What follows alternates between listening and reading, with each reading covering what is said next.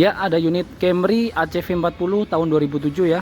Ini penggantian seal crankshaft belakang dan seal input transmisi. Nah, ini untuk seal crankshaft belakangnya udah diganti nih, udah kita bersih-bersihin bekas bocornya. Nih.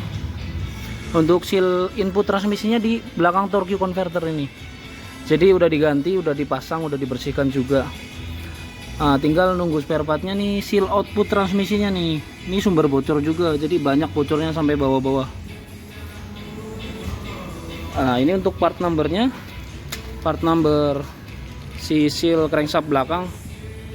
Mungkin jasa penggantiannya lebih mahal ya dibanding spare partnya. Ini spare partnya murah, jasa penggantiannya mahal karena pembongkarannya banyak.